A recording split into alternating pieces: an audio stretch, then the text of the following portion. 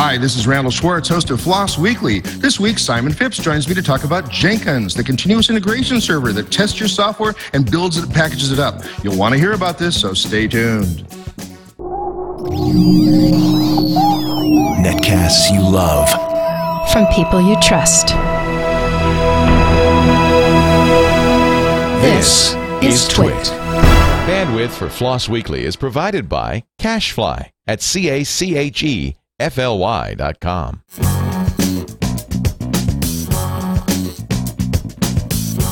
This is FLOSS Weekly with Randal Schwartz and Simon Phipps, episode 169 for June 8th, 2011.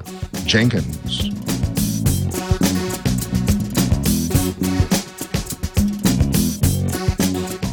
This episode of FLOSS Weekly is brought to you by Netflix. Watch thousands of TV episodes and movies streamed to your PC, Mac, or TV instantly. Plus, get DVDs by mail in about one business day. For your free 30-day trial, go to netflix.com/twit. Hey everyone, welcome to FLOSS Weekly. This week I am back again. I have gotten slightly over my really bad cold that I had last week. I really appreciate Dan Lynch stepping in and taking the primary chair there for the last week's show. I was just coughing so continuously, and I'm hoping not to cough too much today. I've got my hand right over the mute switch just in case something goes wrong. So anyway, I'm back. Yeah, I'm back in the big chair. This really works. But of course, I'm not alone. I'm not alone this week at all. I am here again with Simon Phipps. Simon Phipps, welcome as the co-host again. Why, thank you very much, Randal. It's good to see you not on a cruise. It seems wrong somehow for you not to be on a cruise. It is unusual for me to not be on a cruise. However, I'm in the room that looks like the kitchen at the Media Temple again today. I was supposed to be in the other room, and there's somebody sleeping in it. So I thought I should probably not be waking them up just so I can do a show. But thanks again to Media Temple for the place to actually do this show from, and for the great bandwidth so I can actually get that done. We have a really great guest on today. Oh, Simon, I'm not supposed to mention that you're a bit older today, right? I'm not supposed to talk about that on the show? Let me just hide up the badge so that no one finds out anything at all about it. There we go. Because there is no sense in which I'm any older. All right. All right. I'm 32. That is hex, but hey, you have to live with these things. I know. Anyways, we have a really great guest on today, and I'm not going to be able to pronounce his name, but let me try anyway. It's Kohsuke Kawaguchi is how I've been saying it. It's probably totally wrong. We'll have to ask him how it actually gets pronounced. Actually, I understand his friends actually just call him KK. So we're bringing KK on today to talk about the project that used to be called Hudson when he started it, and now is called Jenkins. It's a continuous integration server. What that means is that as you're checking your code into your repository, this thing notices that and checks it out, and then runs all of your tests for you, and then also packages it up for the various packaging systems, and does a whole lot more. We'll have to get into all the details about how that all works, but I know this thing is being used industrially all over the place. It's being used here at Media Temple. It's being used for the Squeak team, all sorts of places like that. What's your familiarity? You know KK, don't you? Yeah, I used to work with KK at Sun Microsystems. It was he was working there when he started the Hudson project, and I made sure that Sun had policies that let him do all sorts of cool stuff without too much management interference. And now today at ForgeRock, the company that I'm helping found, we're using Jenkins for continuous integration ourselves. So I've kept up that contact with him over the last several years. Great. And although we're distant right now, I want to say you and I are both going to be somewhere together in a few weeks, right? I'd heard that rumor. I had heard that it would be essential for us to drink some caipirinhas together and possibly eat some barbecue at Charas Correa. But we can only do that, Randal, if you're able to say Charas Correa and caipirinha. Otherwise, you're just going to have to watch. Sheriff's Carrera and Caipirinha, is that close enough? Yeah, we're going to. So that's at Fisle 2011, which is down in Porto Alegre in the south of Brazil. It's one of the world's largest free software conferences. FOSDEM and Linux.conf.au are the other two really big ones. And I've been invited to go down there and give a talk, just as I believe you have, Randal. Yes, I'm one of the keynote speakers as well. I'm actually the very last one listed on the page. I don't know why they put me at the very last, even when they put other people ahead of me. So it's not alphabetical. I know that's not the reason. But anyway, I'm going to be talking actually about lessons learned from Flossing Weekly. I'm actually going to take extracts of these shows and, abstract it down and tell people what we're learning from talking to all these really great people we get to talk to. And also by talk about sort of the technology behind the show. How do we do this and why do we do it? And what's involved actually going behind the scenes. And so it should be a fun little talk to give. So I'm really looking forward to that. But before we bring on our guest and before we keep chatting about things that are not relevant to the guest or anything else, I want to say we have a sponsor. I love this sponsor, Netflix. I love Netflix. I've been a Netflix subscriber for a while now. And let's see where my ad copy is that I have to actually read here. It says Netflix delivers movies directly to your home, and that saves you time, money, and hassle. You can instantly watch thousands of TV episodes and movies streamed directly to your PC or Mac. That's how I watch it most of the time. Or stream to your TV via Netflix-ready device, such as the Xbox 360, the PS3, the Nintendo Wii. I have a Roku. It works on my Roku. I also have an iPhone. It goes directly to my iPhone while I'm in public transportation. I can actually watch television shows and movies and stuff like that. You can also get DVDs by mail in about one business day, I'm told. I don't actually get the DVDs, but I hear it's a really good service. You can watch as many movies as you want, anytime you want. There are never any late fees or due dates. So I watch a lot of stuff on Netflix. I just wanted to say that if you're a Summer Glau fan like I am, three of her most recent series are actually on Netflix. All of the Terminator series she was just in, the Dollhouse series, she was in the second season there, so all of Dollhouse is available to watch on Netflix streaming. Serenity, the original series, that cult following, the entire series is also available there, as is the Serenity movie. So you can watch the movie, you can also watch the entire series directly on Netflix. It keeps me busy. I have about 230 episodes of shows that I put in my Netflix queue just so I can watch. So I can be watching TV every night for years to come without having to worry about what to select. There's just so many things on there. We ask you to offer sorry, I'm stumbling here. We just want to say that you can instantly watch any of the things I just talked about or choose from thousands of other TV episodes or other movies when you register for a free trial membership. You go to netflix.com/twit and you get a free 30-day trial. Be sure to sign up now. When we thank Netflix for their support of Twit and Floss Weekly. So anything to say before we bring on our guest, Simon? I'm just say how much I'm looking forward to talking to KK and how much I would love to see any listeners down in Brazil to join me for a caipirinha and to test whether you can say churrascaria. That sounds like a great thing. So let's go ahead and bring on our guest. And I'm sorry, I've been mispronouncing your name for almost 3 months now, but it's Kohsuke. Welcome to the show. Thank you very much. I guess nowadays, because it's so hard to pronounce, I'm being called as KK. So, just KK? Do that. Yeah. We'll use that for the rest of the show then. But can you pronounce your name accurately for me once so I can actually hear what it sounds like? That's Kohsuke. Oh. Okay, well, I really had it wrong then, that's for sure. That's all right. And okay, so I think I did an okay job introducing Jenkins, formerly called Hudson, at the beginning of the show, but let's go ahead and hear your 30-second overview of what this whole project is about. Okay, so it's primarily a CI server, the continuous integration server. And so what it does, well, it can actually do a lot of things from, but most of the time people use it to automate the build and test execution on the servers.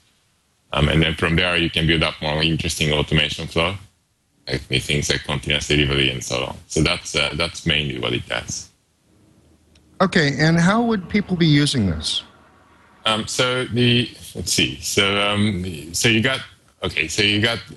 most of it actually gets like two ways of getting introduced to the workplace. And sometimes there are like very motivated member of the team who enjoy doing the software development the right way, quote unquote, the right way. And then these guys start putting Jenkins on their machine. And then the colleagues would notice that and they like it. And then it's gradually spread from there. So that's like a bottom-up approach in getting things spread. And some other cases, the managers decide that it's a good idea to get CI practice introduced. And then so they go all that and buy a bunch of servers and then put them in there. And then people will be forced to use it, but hopefully they like it. And then so that's how it goes. So regardless of how you start it, it's the server application. So it's a web application that you interact with HTTP from the browser. And then so normally it sits in one of your server rooms or the labs, and then you can just configure everything from the web, and then you can get the builds and tests executed on one of your server machines. So So I guess that's how people use it normally. Interesting. Okay, so KK, just to sum up, the idea of the Jenkins is it means you never have to run a build again. Every time you make a change, magically it's already there built. Is that the idea? Yeah, I think that's the holy grail. That is, we want the goal in this project is that so the people, the developers, should just keep on making changes and committing, and then move on to the next thing as soon as he's done with something. And then you let the Jenkins do the build and test to make sure that your changes are okay, and then push them up to the team repository so that your colleagues should see it. It will take care of the merging and stuff like that for you. So that's the holy grail. It's not quite.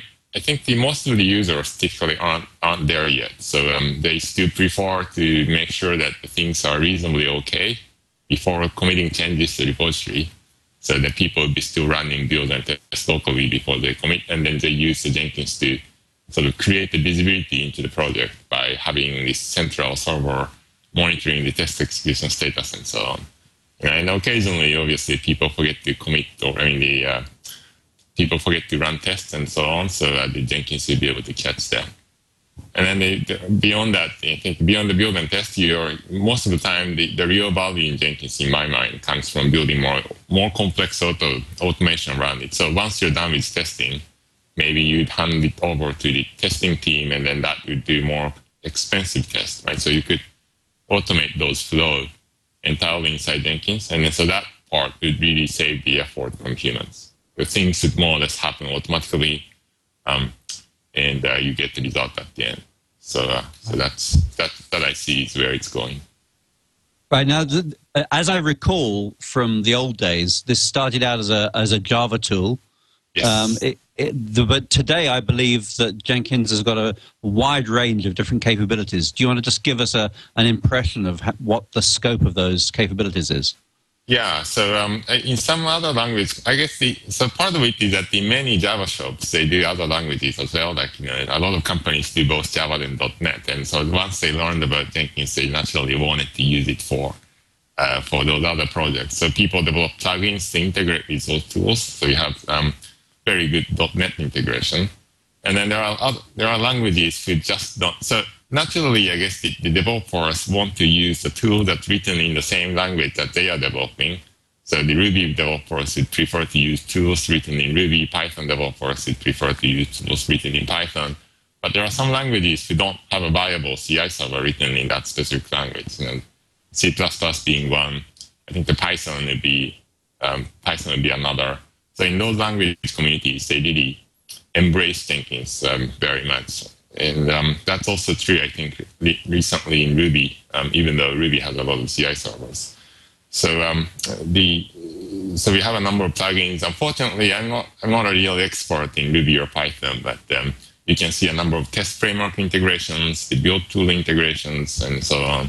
So I think it's a really convincing option, even if you're developing in languages other than Java. Sometimes they have some, I guess, the reluctance to use tools in Java, right? Because Java is, I guess, the 21st century of COBOL. But I think it's okay. Like someone did a presentation in Python. It's okay to use Jenkins. You don't need to notice that it's written in Java. So right. So how does this work in your community? Because you must have lots of people with different expertise in different programming languages. What sort of a community have you got there that's building all this software? Is it diverse? How's it structured? Right. So I think the part of the key, initially it was my experiment in sort of like a new, I guess, the social structure in the project that I thought really worked well, was sort of confine people into plugins. I guess the geeks don't enjoy communicating with each other in a way. Or when you have to communicate over the code, it slows things down. It's a lot easier when you could just let people do whatever they want to do and then let them do so in a way that doesn't interfere with what you're trying to do. So this plugin mechanism, which is, I think, is the very very unique, I should say, the degree of extensibility we got in Jenkins is pretty unique, and then that enabled us to, everyone to essentially own his own little piece of land and then do whatever they want to do with it. And sometimes people come up with very useful ideas. Sometimes they come up with crappy ideas. But when they do come up with the useful ideas, the community as a whole would benefit.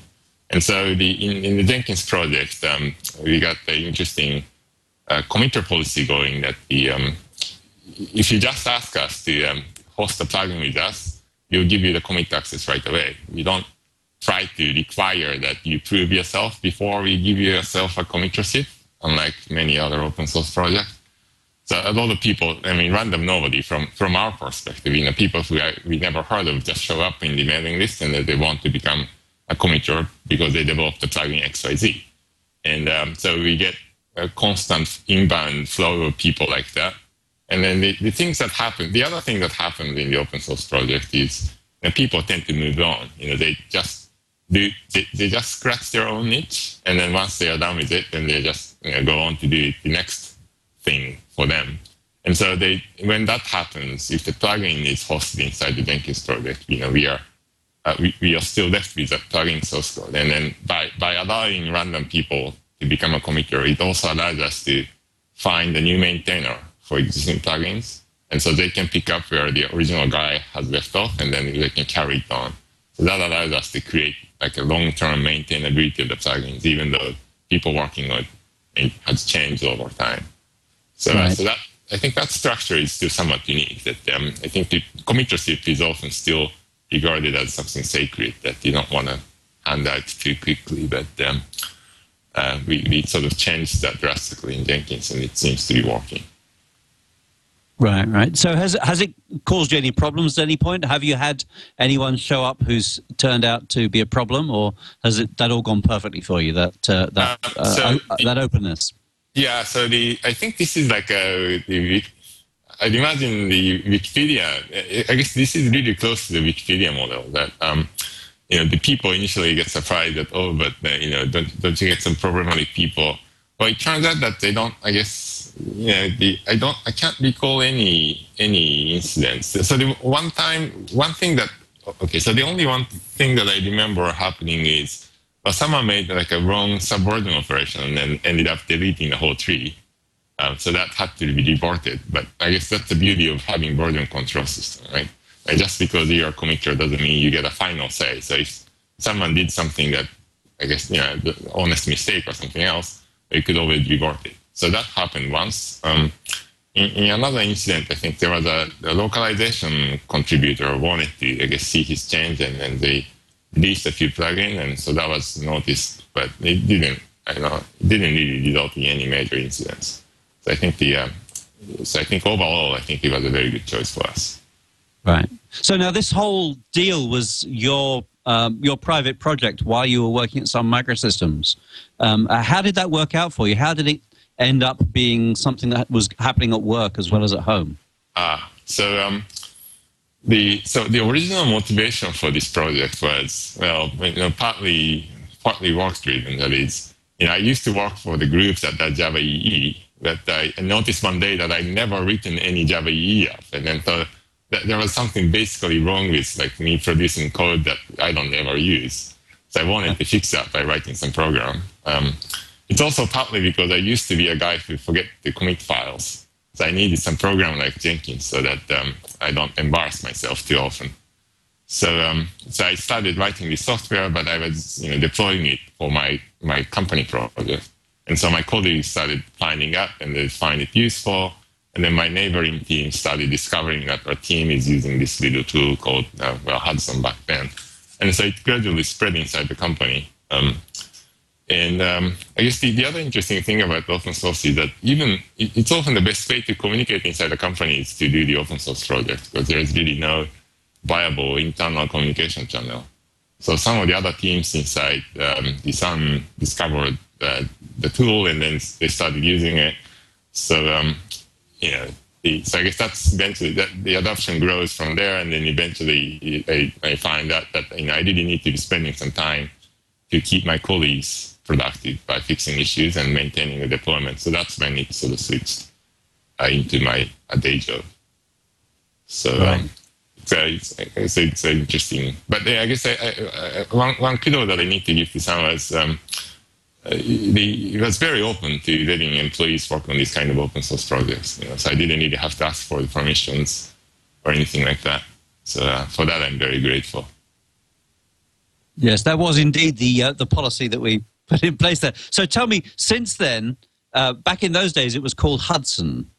Right. And I don't know whether you want to explain to our audience why it was called Hudson, and because I think that understanding that will help them understand why it's now called Jenkins. Yeah, right. So originally, in Sun we had this group of people called release engineers whose job is to do the builds and keep the archives and otherwise create the official builds. And then so I was originally naming this software as my the release engineer of our team because I guess in my mind this tool was to do what she was doing. But I mean, clearly that wasn't a very friendly thing to do in the workspace. If you try to write a program that replaces a person, that's just not a very nice thing. So before I started actually using it, I had to rename it to something else. But by then, I really liked this idea of giving this program a human name, so that you could say, well, let's have Hudson do this, or did Hudson already run the test and things like that. And then I really started thinking it as another person in the team. And then that fit well with the vision that I had with the tool. And so, I thought, well, what's the kind of people, what kind of human name should I give to it? And then the butler sounded like a kind of person who would serve other people. So I thought the butler would be a good thing. And then, I thought about a few names. The Jeeves, the obvious one, was taken. And then so I just randomly decided that the Hudson kind of sounded like a British butler. I guess that's me being a non-native speaker, so that's how it became Hudson. And then only later I discovered, asking the British guy, that it doesn't really make particular sense to them. But I guess that was too late by then. It made perfect sense to me when I saw it, I have to say. Oh, so, okay, thank you. Oh, there's no problem. Then something happened. There was a change, and you were no longer working for Sun, and right. the project changed its name. Why did the project change its name? Right. So I guess even after it became my day job at Sun, it was a very interesting. It's a somewhat unique project in the sense that I was sort of really given more or less the complete freedom in choosing what to do. So the Sun essentially was sort of like a queen in UK, I'd imagine. It's a symbol. It's an overload, nonetheless, but it didn't come down to the day-to-day operation of the project. And so, we held Sun and put the proper due credit and so on. But otherwise, the people involved in the community didn't really feel like it's a Sun project, at least in the same sense like the Solaris or NetBeans are Sun project.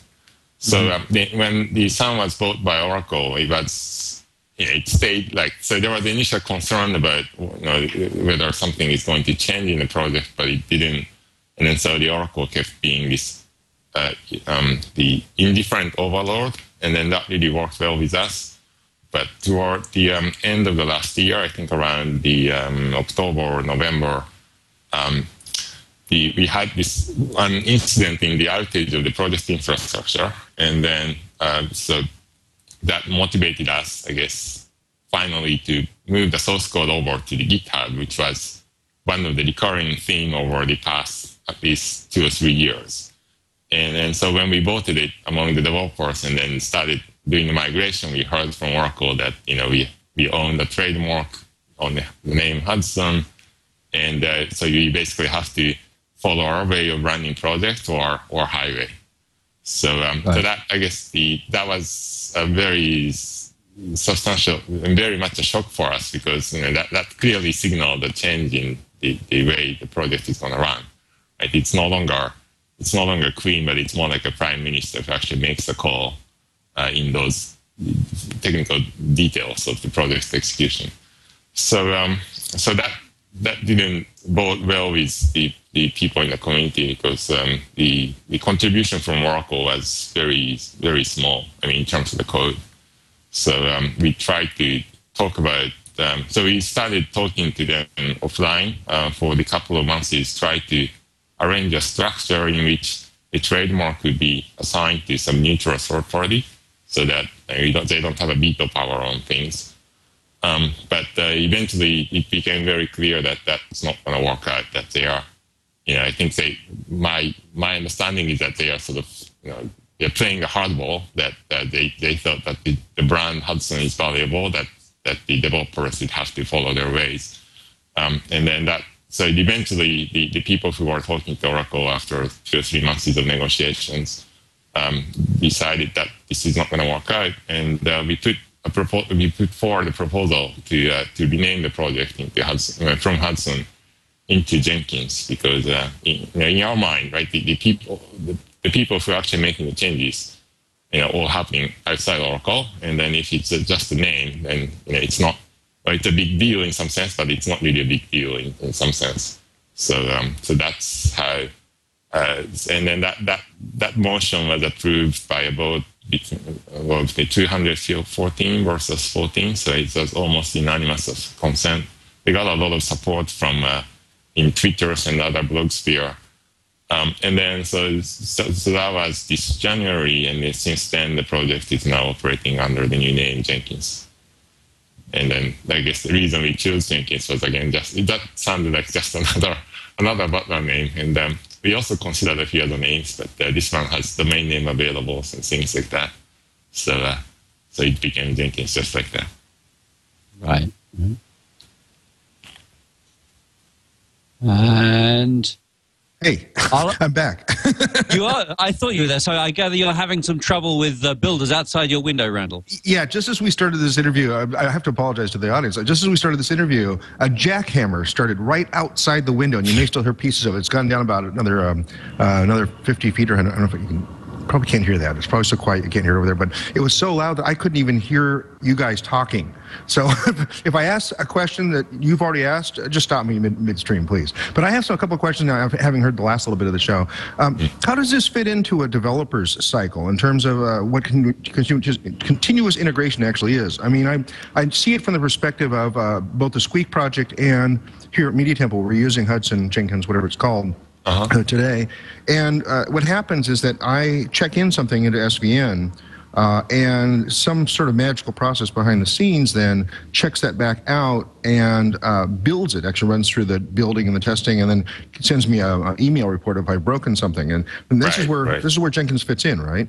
Right. Yeah. So it's in that sense, this kind of works somewhat asynchronously. So you make a commit and then you move on to work on something else. Mm-hmm. And in the meantime, there's this server backend that's crunching numbers, doing the builds, running tests, and if something goes wrong, it's going to tell you. So if you don't hear anything back from Jenkins, then you're good to go. And then so you just even forget that there's something like this exists, and you go work on these other things. And then if you hear back from it, let's say within 30 minutes to an hour, it depends on how long it takes to run your build and test. And then you have to come back to your, whatever changes that you worked on an hour ago, and then make some follow-up fix. So in that sense, in that level, when you're using it like that, it's kind of like in my mind, it's a bit like a seatbelt in your car. Mm-hmm. You tend to forget that it exists, but it's helping you take a bit bigger risk, if you may. Mm-hmm. Or when something bad happens, you are exposed to less problems or less damages. And then so in terms of like how it fits into the developer's workflow, it removes some of the risks that you have, and then that allows you to be less careful. And then or to put in more positive term, it allows you to be a bit more agile. But then that's only the beginning in my mind. So like once you start automating a bigger flow, so the other aspect that this really automates well is sort of inter-team collaboration. So it used to be where I work, there was this separate testing team, and then so the developers often have to interact with the test team to hand over the binary that's supposed to be tested, or when they discover issue, they need to send us the email describing the failure. We look at them, we'd fix them, and then we write them back and look, we have a fix. Can you test it again? So there is some kind of the communication overhead between developers, and then but with Jenkins, you could, if you're running both the build and those QE testing on the same server, people don't have to do anything like that. There's no need to send out the binary in the attachment. It all happens automatically, and then so that allows you to to avoid wasting time in emails and communications and so on. So that's another part how it fits in. And I had some of the Squeak developers argue with me. Actually, the Squeak board, we met a couple days ago and talked about setting up our own Hudson server, because the Faro team has one and we would like one we have some control over. And they were saying, well, I run tests. I test my stuff before I publish it, so why do I need something out there that's also doing this as well? Because Squeak doesn't really need to get built. We mostly have it for the continuous integration aspect of testing it all. And I said, well, wait, there's the downstream project of Seaside. Are you going to run all the Seaside tests every time we change Squeak core? And of course they said, oh no, that's not my responsibility. I don't have to do that. And I said, well, yeah, but having a central integration server, the Seaside team can upload their Seaside tests, the Squeak core team can upload their Squeak tests, and anybody else who's downstream that depends on Squeak core can also upload their tests to the server, and we would know instantly that something broke for somebody else, or at least they would know, forward it onto us. And I consider that aspect of it to be almost essential to any large communication package, right? Yes, yeah. So by making things easier, you can afford to do things that was previously too tedious. Like you said, if you ask the upstream team to run all the tests of downstream guys, I mean, they're not going to do it. It's just too much wasted effort from their perspective. But with machines getting cheaper, Jenkins doesn't mind doing those grunt work, and then so you can let them do that. And then you discover issues early on, and the people would be happier that way. So this aspect of running tests for everybody is definitely a big piece of it, at least as far as I can see, and how it's being used in the places I see it. But I also understand that the other big aspect of this is that it's building packages, so binary packages, and apparently you have to build different kinds of packages for different versions of Linux and stuff. I'm not much of a Linux user, so I don't know about this, but there's different ways to install things under Linux, and so you might be running one kind of packaging system versus another kind of packaging system, and Jenkins would be building all these different versions from the sources. Right, yeah, it's a very good point. So another thing that Jenkins is good at is taking care of the lots of computers. So especially when you have to build the installer for different platforms, then you need some coordinated activity across different machines, so that you produce, let's say, the base bits, and then you have to package it up into different OS, and so you have to span across multiple machines and then get stuff executed and bring back the results. And those things you can very easily automate in Jenkins. So in fact, when we release the new version of Jenkins, we have to build an installer for Windows, the OS X, and various flavor of Linux, and then so we use the Jenkins to do those things. Without it, it's going to be a bit more tedious. Now, Jenkins is integrated with things like Selenium, so you can do UI tests as well, right? Right. So again, that's another place where this plugin ecosystem would really work well, because there are just way too many tools than any single person can keep track of. But we have some people writing Selenium plugins. We have some people writing a TestNG plugin, JUnit plugin, the PHP unit, and you name it. And we got those integrations all taken care of, and then so you can really do lots of interesting stuff. The web app testing is certainly very popular nowadays, and it works very well. Now, how is Jenkins able to access like OS 10 and Windows and things? Are you running virtual machines on the Jenkins server? So we run so a lot of people run those platforms in virtual machine just because it's nowadays it's easier to do so than having a physical machines. But from Jenkins' perspective, it doesn't really make a difference whether it's a physical machine or virtual machine. So what we do is we need to have a little program called slave agent inside this target machine that we want to control, and that maintains some kind of communication channel back with this master server. And then, so this slave agent would act on behalf of the master to do certain operations like file access, launching processes, and so on. But from administrator's point of view, you're only going to interact with the master machine. And we have a lot of nice integration to simplify the slave setup, so you don't have to go into the slave. Like if you have a SSH server running on the slave, the Jenkins has SSH client implementation in Java, so it can talk to this machine, and it can discover if Java isn't installed, it's going to install Java for you and copy the program and run the slave agent and start communicating it. So you really, it's very simple to set up. We have some people running around 200 slaves in a single cluster, so it's very easy to get a large cluster going. So it sounds like you need to have like a month or two just to play with it, just to get it to set up. Is it difficult to set up, or is it just something that pushed a couple of buttons and it's all working, or what? Somewhere in between? Yeah, so I think getting something simple up and running is very, very easy. So it can be actually installed through the Java web start, which means like you just have to come to our website and click a button, and then that will launch Jenkins on your own computer. And from there, you can configure everything in the UI. So let's say if you just want to get going with some simple build and test up on every commit, that can be done within 30 minutes to an hour maximum. And then as you gradually start liking it, you'd explore different aspects of it. So a lot of times we see the installation grow over the long time. It's only at certain point you start realizing that you need more machines to keep up with the load. So all these distributed build stuff, you don't have to do it right at the beginning. You only need to work on it when you feel like you need to. So I wouldn't say it's going to be hard to install. Well, on the point of installation, the other thing, so we did spend a lot of effort making sure that at least getting up to speed is easy enough. So one of the things is we don't require that you run a separate database, because it tends to require some additional initial setup overhead to get the database connectivity going. So it's very easy that you just have to click a button in our website, and that's all it takes to start using it. Of course, I'm asking this with a personal intention, because I actually am the box administrator for the Squeak community, and I think I'm going to have to be setting up the Jenkins server for our continuous integration. That's why now what we'd be doing is we'd be having something triggered off of our change control system.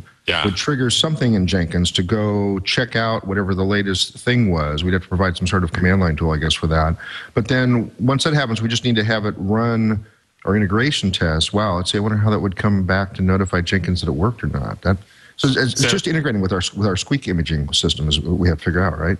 So in terms of checking changes in the source code, the easiest thing that comes out of the box by default is like you let Jenkins pull the repository. So you say every 5 minutes, go check the repository to see if there was any changes, and then you don't have to really do any additional work. And then that's by far the easiest way to get going. Like I said, as the usage would grow, you start thinking, well, maybe the polling isn't the optimal approach. Like if you have, let's say, 300 different test execution going on the Jenkins server, and each one of them is checking the repository every 5 minutes, you start to think maybe there's a better way of doing it. And so at that point, you could switch to the push model, where you could have the repository telling Jenkins that, look, there is a change, go figure out what needs to be rebuilt. But that's another sort of like a gradual slope model that we define in Jenkins. So you can start with something simple, and then if you decide later, you could do better ways of doing it. Okay, great. And you might have answered this already, but like I was not paying attention too well because of the stupid noise outside. Sure. But you're still the leader of the Jenkins project, and you still have people making daily commits to the Jenkins project. How many of those people were originally working on Hudson? So let's see. So like I said, most of the people, often the plugin developers come in and move on. So of the original people working on the Hudson project, I think everyone except the guy from Oracle, I think, is now with Jenkins. Okay, and there was some talk recently of allowing Jenkins to use the name Hudson again. Is that moving forward, or did that get stopped somewhere?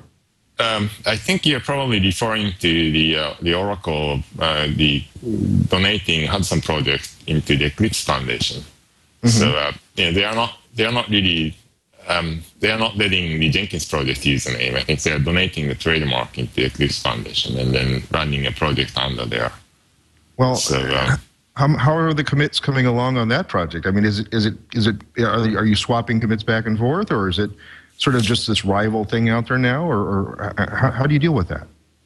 Well, for my peace of mind, I haven't divorced myself, God forbid not. But thinking back of what has happened, I think I'd imagine the divorce experience would be something like that. It's a very stressful several months about what I'm going to do. Is there any way to fold things back? Like, did I do something wrong, and so on. But now that it's over, I kind of enjoy my single life again, and I try not to think about this other half, and then that works very well for me.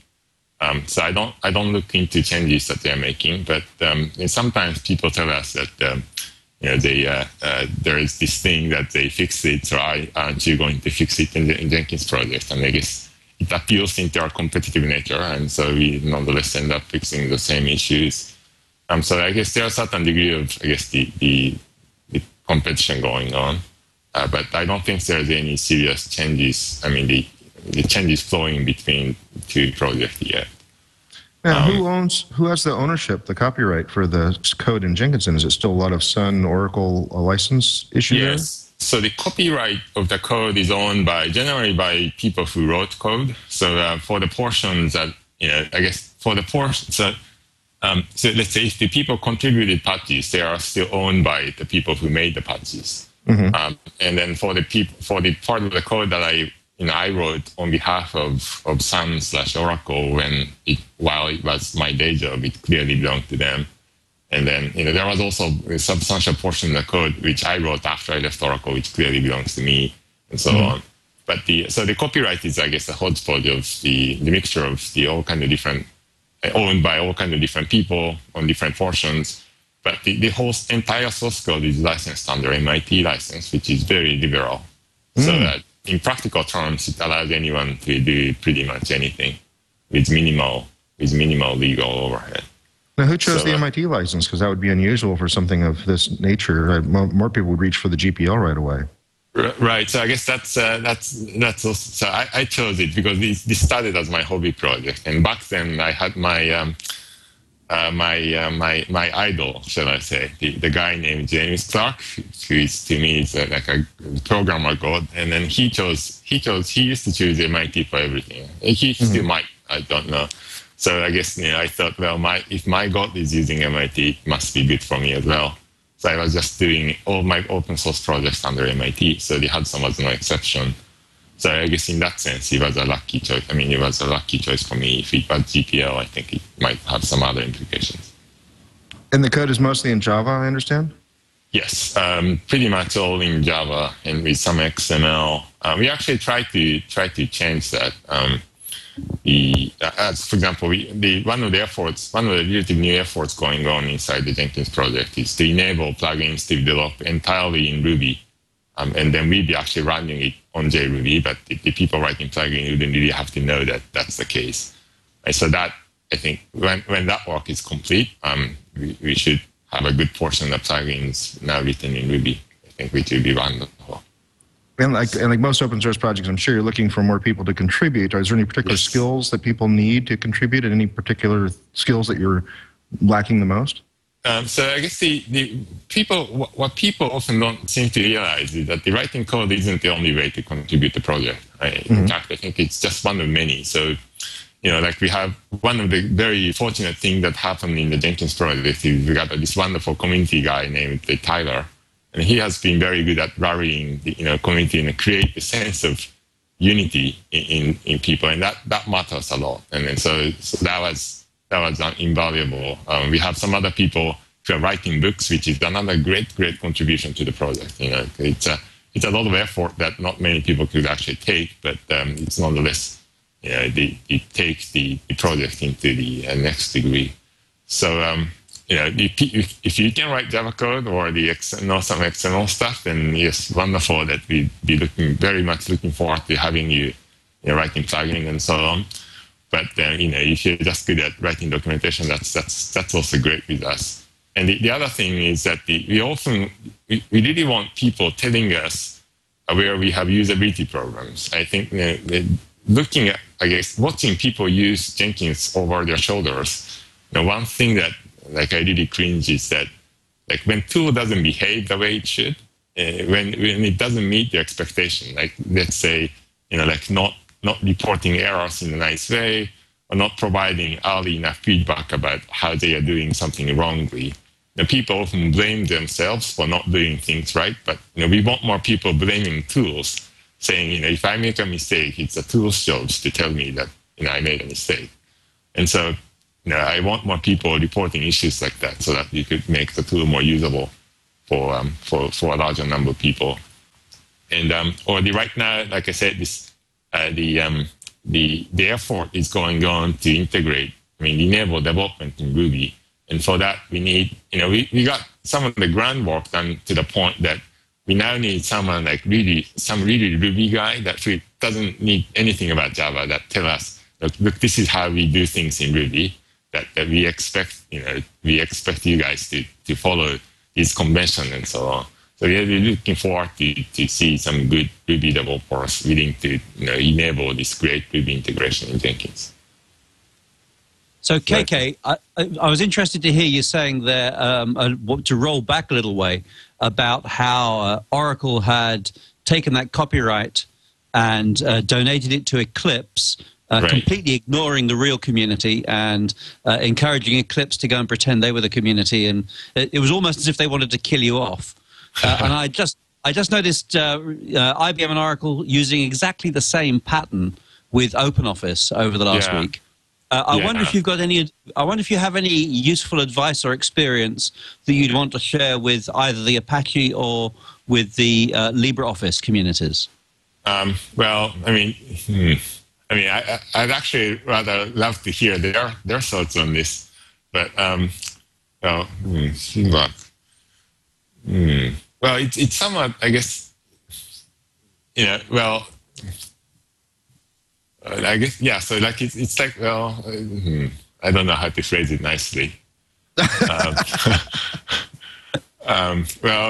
we thought, so I guess in a way it's sort of, I think I was very proud of what the Jenkins community did, in the sense that it's a real, I think, our success at the Jenkins project, I think, made me forced into this plan B, that clearly initially they weren't interested in giving up the control of the project to anyone else. So they thought they could run the project on their own. So I think in that sense, they are underestimating the value of the community that this project has developed around it. But after a few months, it became clear that they won't be able to sustain this by themselves. So I think it's great in the sense that we showed, I guess, we made a stand, and then we proved ourselves that we could do what we said. So it's actually, I guess, we told you moment for us. And then so I think that it's the same with LibreOffice, that I think they are creating something very valuable, and then the Oracle had to recognize it. So I don't know. It was still unfortunate that they chose not to to get things reunited, or to acknowledge the fact that they didn't do the things the right way. But I guess such is the life. And like I said, for my peace of mind, I try not to think too much about what they should be doing, what they do. I'm primarily a guy who writes code, and I just enjoy things that way more. Right. So it sounds like your advice would be to focus on the code, get on with being awesome, and leave the other guys to do their stuff if they think they can. Yeah. I think the LibreOffice clearly got what's the great thing going on, and I think the Jenkins community also got the great thing going on. And then you just have to mind our own business. Our users are telling us what we need to do, and you have more than plenty on the plate just to work on those. So I think we just keep on keeping on, and I think the users understand that that's where I think the user will eventually follow where the actions are. So and I'm comfortable so far that's happening in the Jenkins. Well, sorry for putting you on the spot there for that question, but admirable response. I appreciate that very much. Just running out of time here, so I wanted to ask a couple more questions. And also, I first wanted to ask you, the classic question, Emacs or VI? Well, I'm a VI guy, actually, but then I can't claim that I'm using it the great way. I actually try to, every so often I feel like I need to learn Emacs, and I try it for a few hours, and I kind of stop. stop there. But I guess being Java developers, I think I consider myself more of a IDE guy. So I think unlike some other languages, we don't really use text editor like VI to edit code. So we like to think we are better than that. And then so I don't know. So in that sense, I consider myself an IntelliJ guy. Okay, great. And what your favorite scripting language? You're not using Java? So that's another thing. I think I'm reasonably okay using Python. But every so often I feel like I now need to use Ruby. So I try writing some scripts, and then I kind of get I keep going back to Python for whatever reasons. Well, Ruby's not bad as a prototype for Perl 6. So go ahead and learn Ruby, and then you'll be able to slide over to Perl 6 when it gets totally usable there. So okay. At least you didn't say small talk, Randal. Yeah, I didn't. We're not pitching small talk just today. That's all. Well, great. Did we leave anything out? We've covered a lot of issues about Jenkins. Did anything else you want our audience to know? I don't know. Let's see. Yeah. So if you aren't, I think a lot of people, the adoption of Jenkins has been really going up substantially over the past few years. And if you haven't had a chance to use it, I'd really love to have you try and let us know how it goes. Mm-hmm. And we are always interested in feedback, especially things that didn't work, so that we can fix them. Very good, very good. Well, thanks for coming on the show today and putting up with my slight absence there and going through the difficult questions we asked you today. I thought we should have given you notes ahead of time, I know, but you covered it very well. So really appreciate you coming on the show today. Well, thank you very much for having me and the opportunity. It's an honor. Very good, very good. So that was KK, we'll call him, working as the leader and original founder of the Jenkins project, now called Jenkins Project. Very interesting. What do you think, Simon? Well, I have to admit, I've known KK for a while because we used to work together at Sun. I was always very impressed by the whole Hudson project and then by the way the community handled themselves when the transition over to Jenkins came. And we're using Jenkins at ForgeRock to do our continuous integration. I think that it's one of those quantum leaps in software engineering that happened when continuous integration servers came along. And I think that the future of software engineering is all going to revolve around that live compilation, live rendering, continuous integration of the code. Brilliant piece of software. I think it's a great effort. And I love the way that KK goes about it. Well, it's absolutely also that it's proven itself industrially. I mean, that's the thing, too, is that, it's used here at Media Temple, and you're using it on the Squeak project. I remember a couple other places before this, some previous clients were using it. And it's the kind of thing that you don't know you need until you need it. And then you really need it. And then you thought, well, how did I ever get along without having something like this? You think, well, when I'm just a small team of developers, I can check my stuff in and then turn around my back to the other cubicle and say, hey, just check in a fix for bug 37, go test it with your code. But when you're not in the same cubicle farm anymore, when you're working with a lot of downstream projects, it's invaluable to have something like this, especially, not just the testing aspect, but as we also covered, the packaging aspect of it would kill this place here, I know, because you're doing new releases every couple of days, and they have 8 platforms they're supporting, the different flavors of Linux to do all the different kinds of servers they have here. It would kill them to have somebody manually packaging this all up. So, kudos to guys who can come up and see the vision for this kind of industrial strength. Let's fill this missing gap. No, that's back. Let's need the gap fill. Whatever. Anyway, so it took care of it. That's what it did. It took care of it. That's the only way to say that. Right, Simon, right? And Simon is quiet. Oh, I guess I'm covering again. All right, well, we'll be cool. I'll just want to do my awkward transition to the upcoming guests. Oh, man, do I have a lot to talk about upcoming guests. I started doing my Q3 bookings last week, and some of you following the Twitter feed probably saw this, that I was booking like a whole bunch of people on Sunday and Monday.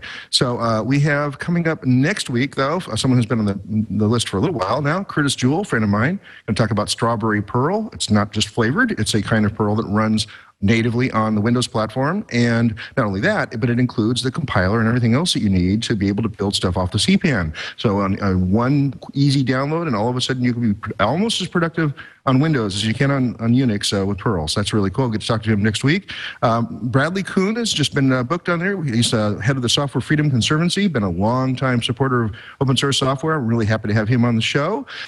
Just got added to the list, and a whole bunch of them. I'll run through them real quickly here. Neil Gompa is going to talk to us about Inano CMS, which is one more content management system. Paul Beckingham is going to talk to us about Task Warrior. Task Warrior is a to-do list. It's kind of a command line thing, really cool thing for that.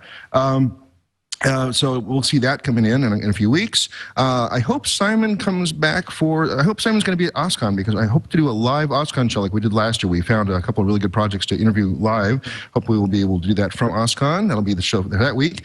We got Colin Percival now on the schedule. He's going to talk to us about FreeBSD on EC2, so on the Amazon platform, how he had to modify FreeBSD to make it work, because normally there's only Linux and Windows clients up there. He also has a project called TarSnap. He'll talk about how you use open source software to make this backup system that he uses for a lot of people. Perry McDowell is going to join us to talk about Delta 3D, which is a full real-world simulation engine for visuals, good 3D visuals, and also all the physics involved with that. And people are building games, and it was built originally using government money, so therefore it's all free and open because it has to be. Chris Sherman, sorry, I'm mispronouncing these. He's going to talk to us about Synergy. That's a really cool thing. In fact, I was just trying to get it set up yesterday. It allows your keyboard to control, or keyboard and mouse to go on multiple monitors and multiple systems that are sitting next to each other. So you can basically like control a Windows box over on the left and drag your mouse over to your Linux box and drag it over to an OS 10 box sitting on the right, all just by moving your mouse around and type on each one of those. Very cool. The Apache Traffic Server, we've got Brian Call and Leaf has to talk to us about that. Real high performance proxy server. Adam Armstrong's going to talk to us about Observium, which is a network management system. Looks really cool. Tomas Moras is going to talk to us about LibCloud, which is the LibCloud, I guess, however you pronounce that, which is a virtualization management platform. Chris Moore is going to come in and talk about PCBSD, which is the version of FreeBSD that's been has features added to it, so it makes it really easy to install for desktop users. Jonathan Ellis, towards the end of Q3, is to talk to us about Cassandra, which is the big data project, data and data reduction project that originally was used to power Facebook and now it's become an open source project. Lots and lots of people on the list, lots of people still being added to the list. You can go to twit.tv/floss and see the thing that's linked from there to get all your needs taken care of on that. And let's see, what else have I got to cover here? Also big news since last week.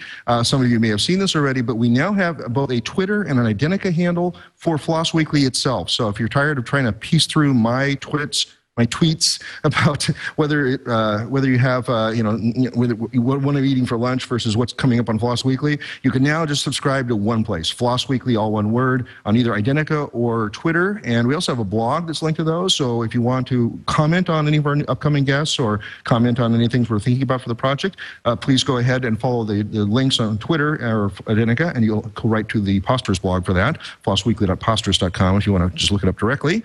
You can see me at Fizzlay coming up in a few weeks. I'll be in Brazil. I got my 10-year visa from Brazil for about $600 it took, but I managed to get my visa, so I am in fact going to be there in Brazil, Porto Alegre, Brazil, in about 4 weeks from now. You can also see me at OSCON. I'm teaching a 3-hour Perl tutorial on Monday, and I'm going to be hanging around the rest of the week and again possibly doing a live show. Follow me on Twitter at Merlin, M-E-R-L-Y-N, if you want to find out more about where I'm going to be. And I'd be asking Simon at this point what he's doing, but apparently he's off the air. So this has just been the technically plagued show today. I'm so sorry, Simon, you don't get to say where you are going to be or will be, but we'll have to do it without you. So that's it. I got through without coughing too much today. I really appreciate that, and I appreciate KK coming on the show today, and Simon for co-hosting. In his absence, I'll just say thank you to him. And as always, we'll see you again next week on Floss Weekly.